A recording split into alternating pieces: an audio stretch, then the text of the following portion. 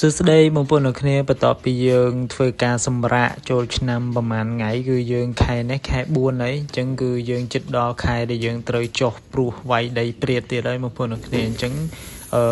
យើងថ្ងៃនេះគឺមករែងពូជទុកឲ្យហើយបងប្អូនអ្នកគ្នាដោយសារតែចូលខែ5ខែ6ពេលកណ្ដាលខែ6អីហ្នឹងគឺយើងធ្វើការព្រោះហើយ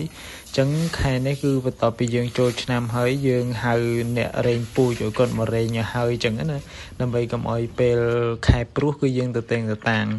ហើយមកថ្ងៃនេះគឺផ្ទះខ្ញុំគឺរែងចូល10ក្រុងជាងដោយសារតែស្រែយើងមានតិចចឹងណាចឹងយើងដាក់ពូជមកល្មមគួរសមទេហើយនេះគឺបន្ទាប់ពីគាត់មកយើងលើកពូជលើកអីហើយគឺគាត់ធ្វើការបញ្ឆេះម៉ាស៊ីនដើម្បីធ្វើការរែងហើយរែងនេះមិនដឹងថាយើងសុតបានប៉ុណ្ណាអីប៉ុណ្ណីទេបងប្អូនអ្នកគ្នាដោយសារតែស្រូវយើងលាយច្រើនដែរចឹងណាចឹងយើងរែងវាឲ្យតែស្អាតល្មមគួរសមដែលអាចទទួលយកបានទៅគឺបានហើយចឹងបើសិនជាយើងអត់រែងពូជយើងលាយកាន់តែច្រើនណាស់នៅក្នុងស្រែផងនៅពូជព្រោះផងចឹងវាពិបាកគាត់ចឹងគឺយើងតើតរែងវាឲ្យបានស្អាតចឹងនេះគឺពូជសង្ហាបងប្អូនគ្នាហើយខាងបងប្អូនវិញពេញខ្ញុំដាក់ស្ដីអីដែរ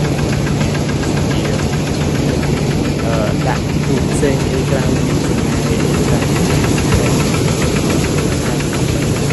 ក្នុងវីដេអូផងហើយដាក់ពេលនេះខ្លួនហើយវាស្អាតណាស់ហើយអាចទទួលយកបានចឹងវាមានតោះពីល្អទៅមួយពី3ចឹង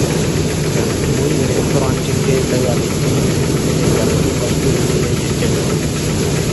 ងដែរយើងមករែងហើយយើងរែងនៅផ្ទះចឹងវាគូកន្លងដែរយើងបាច់ចាំទៅរោងម៉ាស៊ីនបាច់ចាំ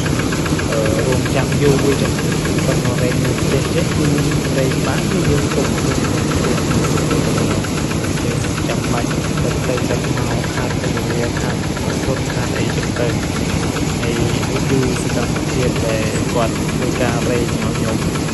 ហើយយើងហៅគាត់មករែងចឹងស្រួលម្យ៉ាងដែរខ្ញុំចាំបាច់គាត់អីគឺគាត់រែងអ្នកលើកនេះអីចឹងយើងគាត់ជួយខាត់ទៅណាស់ហើយ